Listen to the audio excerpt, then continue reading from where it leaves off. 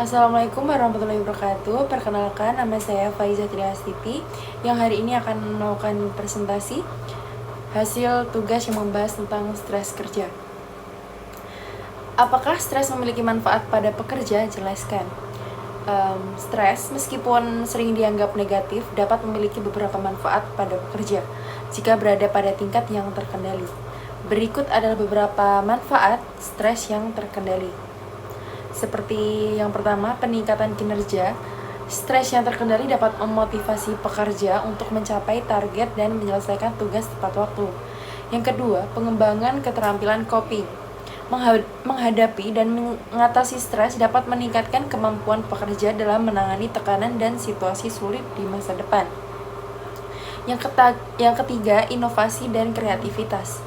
Tekanan waktu atau situasi yang menantang dapat memicu ide-ide baru dan solusi kreatif. Yang keempat, peningkatan fokus. Sedikit stres dapat meningkatkan konsentrasi dan fokus pada tugas-tugas penting. Yang kedua, apa saja sumber stres yang mungkin ditemui oleh pekerja? Pekerja dapat menghadapi berbagai sumber stres di tempat kerja antara lain. Yang pertama, beban kerja terlalu berlebihan, seperti tuntutan pekerjaan yang terlalu banyak atau terlalu berat. Yang kedua, ketidakjelasan peran, kurangnya kejelasan tentang tanggung jawab dan ekspektasi. Yang ketiga, konflik di tempat kerja, atau seperti ketegangan atau perselisihan dengan rekan kerja atau atasan. Yang keempat, kurangnya dukungan, minimnya dukungan dari atasan atau rekan kerja. Yang kelima, perubahan organisasi. Biasanya kayak seperti restrukturisasi perusahaan atau perubahan besar lainnya. Yang keenam adalah tekanan waktu, seperti tenggat waktu yang ketat atau waktu yang tidak mencukupi untuk menyelesaikan tugas. Yang ketiga, bagaimana cara mengatasi stres di tempat kerja? Jelaskan. Ada beberapa strategi efektif untuk mengatasi stres di tempat kerja. Yang pertama, manajemen waktu. Prioritaskan tugas dan buat jadwal yang realistis. Yang kedua, komunikasi terbuka. Bicarakan masalah dengan atasan atau rekan kerja untuk mencari solusi bersama. Yang ketiga, istirahat yang cukup. Ambil istirahat secara teratur untuk mencegah kelelahan. Yang keempat, teknik relaksasi. Seperti praktikan teknik relaksasi seperti meditasi, pernafasan dalam, atau yoga. Yang kelima, pengaturan lingkungan kerja. Buat lingkungan kerja yang nyaman dan mendukung.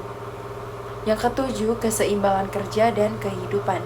Seperti jaga keseimbangan antara pekerjaan dan kehidupan pribadi untuk mengurangi tekanan.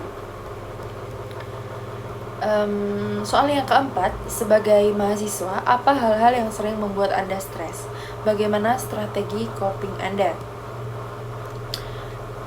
Sebagai mahasiswa seringkali menghadapi berbagai sumber stres seperti tugas akademik, beban tugas, ujian, dan tenggat waktu yang ketat. Yang kedua, keuangan, masalah finansial dan biaya pendidikan. Terus yang ketiga, kehidupan sosial, tekanan dari pergaulan sosial dan hubungan interpersonal.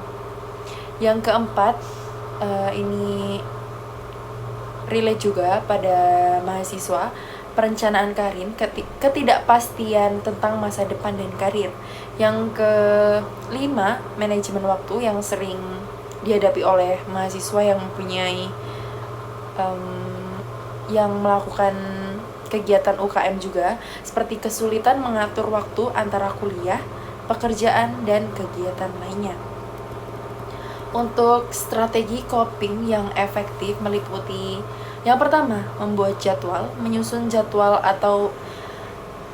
jadwal harian atau mingguan untuk mengatur waktu belajar dan aktivitas lain. Yang kedua, berolahraga. Aktivitas fisik dapat membantu mengurangi stres dan meningkatkan suasana hati. Yang ketiga, menggunakan dukungan sosial, berbagai masalah dengan teman, keluarga, atau konselor. Yang keempat, teknik relaksasi, praktikan meditasi, yoga, atau teknik pernafasan untuk meredakan stres. Istirahat yang cukup, pastikan mendapatkan tidur yang cukup dan berkualitas, mengatur prioritas, fokus pada tugas yang paling penting dan jangan mengatakan tidak pada hal-hal yang kurang penting. Seperti itu tugas yang membahas tentang stres kerja. Terima kasih. Wassalamualaikum warahmatullahi wabarakatuh.